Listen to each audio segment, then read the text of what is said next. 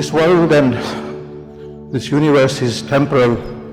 It's going to come to an end, and towards the end times, the Messenger of Allah sallallahu alaihi wasallam have mentioned many signs for our benefit.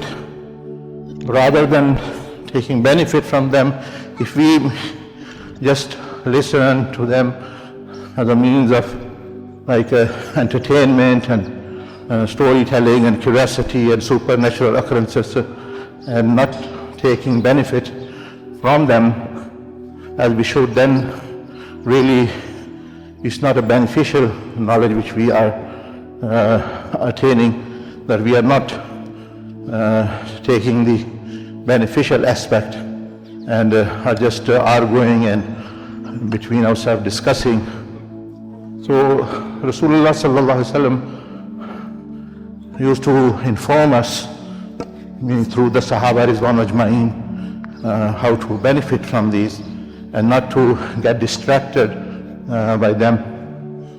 So in one hadith, Sayyidina Abu Sa'id al-Khudri radiyallahu ta'ala anhu says that we were discussing about the Dajjal, and the Prophet alayhi salatu wasalam came, and he alayhi salatu wasalam mentioned that, shall I not inform you something which is more dangerous than the Dajjal even? And we said, yes, certainly, Ya Rasulullah alayhi salatu wasalam, please do inform us. And he alayhi salatu wasalam mentioned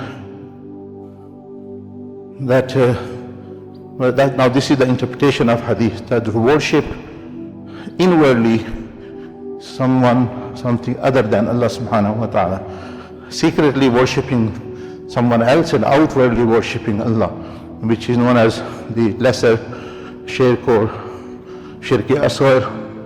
And he alayhi salatu wasalam gave an example that a person is praying salah, and then when he knows that someone is seeing him, someone has come in the room or in the masjid, then they prolong and beautify that worship outwardly and prolong it.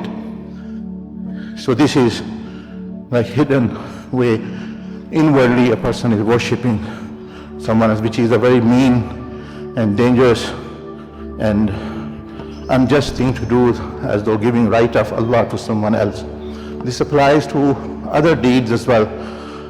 Spending in the way of Allah, doing dhikr, giving dawah, writing books, and doing many kind of good deeds. So one should, so the Prophet sallallahu alaihi wasallam mentioned this is more dangerous than the Dajjal, because the Dajjal will take people's lives, and many people will become aware that he's the Dajjal. But this one is affecting many people even unknowingly. So this is called riya or ostentation. So one should make sure that when one is worshipping and doing ibadah, that they refresh their intention, firstly come into the presence of Allah Jalla Majduhu, that Allah is with us, seeing us, hearing us, and then solely directing it to Allah subhanahu wa ta'ala inwardly and outwardly.